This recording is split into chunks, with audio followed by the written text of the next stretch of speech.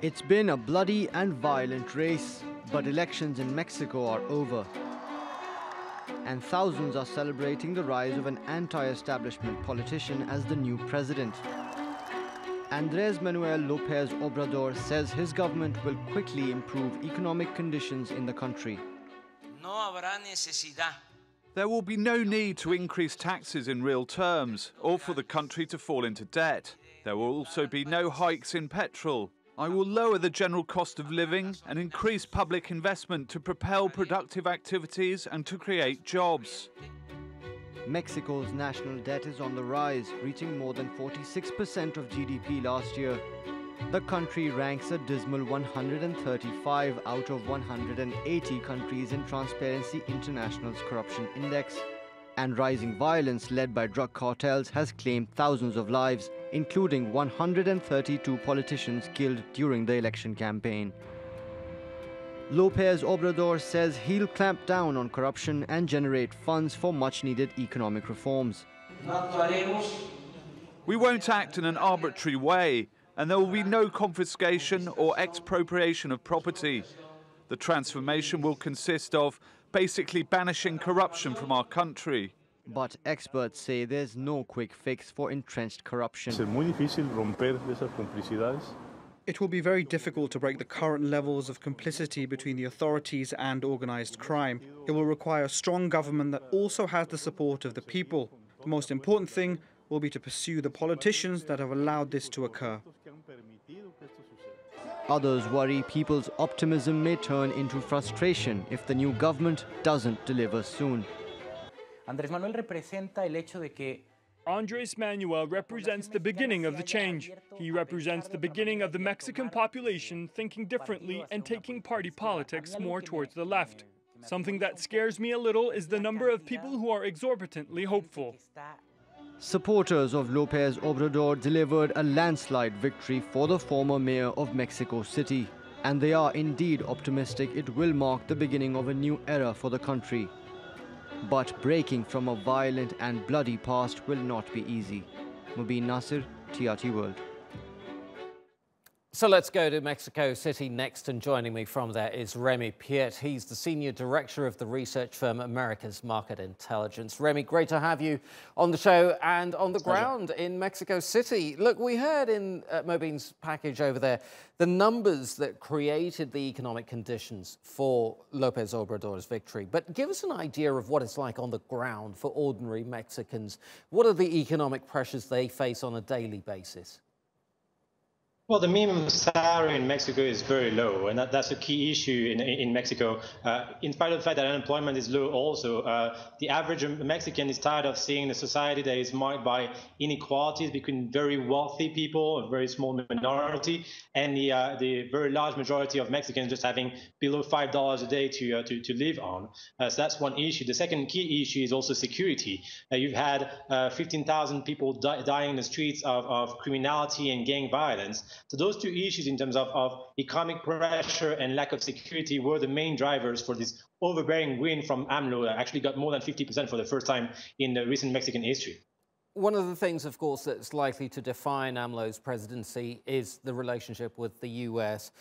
How do you think Mexico's participation in NAFTA is going to change under Lopez Obrador, especially with President Trump's opposition to NAFTA? How is that negotiation going to go under the new president? Well, AMLO has a very strong popular mandate with a result today, and is going to have a large majority in Congress, large majority in every levels of Mexican politics. So that will give him strength in those negotiations. Now, there were questions of whether if AMLO was going to be on the extreme left or more business friendly and ready to work on trade agreements with other neighbors. And when you look at history, I mean, AMLO used to be the mayor of Mexico City and was actually quite business friendly and encouraged for investment and trade within the city. So I think that this is going to be actually not as negative as people think in terms of negotiation on free trade. And we're going to have a very strong leader now to face Donald Trump, which is something that Donald Trump usually enjoys having in front of him. So I'm fairly confident in the long run, although definitely in terms of agenda, they have different interests. Yeah, you're right. I mean, during his tenure as mayor of Mexico City, He did strike a balance, didn't he, between pragmatism and free spending on social programs. He managed to strike that balance on a local level, but is he going to be able to do that on a national level, do you think? Well, in a nutshell, basically, the first word he said was that Mexico was going to respect its debt requirements and will not have a free flow of new spendings. He will have increased pensions and increased salaries for the very, very poorest part of society. But in terms of the global economy, it's actually fairly limited. So I'm fairly confident about AMLO being able to continue move forward with the economy of the country. Look, let's talk about Trump and Mexico and the relationship that they have. Trump still wants Mexico to pay for this wall that he wants to build on the border. What's Lopez Obrador's policy going to be on that? How is he going to approach Trump on that issue? Well, this is going to be very clear that Lopez Obrador is not going to agree to finance anything about this wall, and Trump anyway has problem already in the U.S. to have this wall accepted by the Democrat part of the Congress. The position and the personality of Trump was a central element of the campaign in Mexico, with all candidates being very adamant about the fact that they will stand up to Trump, and AMLO being one of them. Here, the issue will be more of agreeing to having a new trade system in place and trade agreements in terms of the local content in each of the countries. And I think that for the first time, Trump might actually be having someone in front of him that will be a strong partner or a strong opponent, or at least someone that will allow to have a long-term perspective in terms of agreement with the U.S., because there's no more elections for the next 6 years in Mexico now.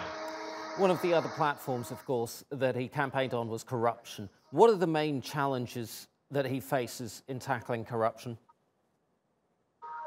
And corruption is central in Mexico. You have 18 governor or former governor being right now indicted for corruption issues. It's even worse in certain states in the north of the country. You have also in Guerrero, you have corruption plus security issues. That's actually the main reason why AMLO was elected, is his capacity to say that I'm coming from a party that actually never has been in power. I'm building my own party, but I'm not like the PRI, I'm not like the PAN, the two parties that have been in power 70 years for the PRI and 10 and 12 years for the PAN, that have not been able to improve the situation from the Mexicans and try to quench corruption in the country. Now, whether or not he's going to be able to do it, whether or not he has the power to do it, is also limited, because the strength of the president over the last few years has been reduced in Mexico compared to what it used to be. That there's strong strength in the governor's hands in the local level that need to be understood by businessmen and by investors to be able to reduce corruption and work with the correct partner on the ground.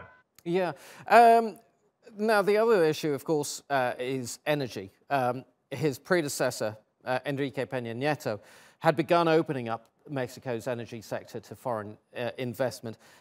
Is Lopez Obrador going to carry on that policy? And are there any hurdles that are going to prevent that privatization, that opening up, to carry on?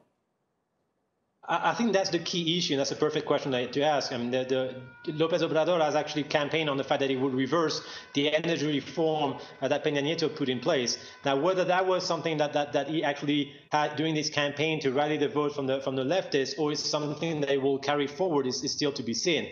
More than the increase in pension, more than the increase of minimum wage, because that will potentially impact the balance sheet of Mexico, I'm much more concerned by the increase of new regulations or new red tape at the administrative level that will prevent or not encourage foreign investment to be effective on the ground, and will potentially deter large companies to invest in Mexico and causing long hampering in the long run. Okay, we are going to have to leave it there. Remi Piet, America's Market Intelligence. Thank you very much indeed.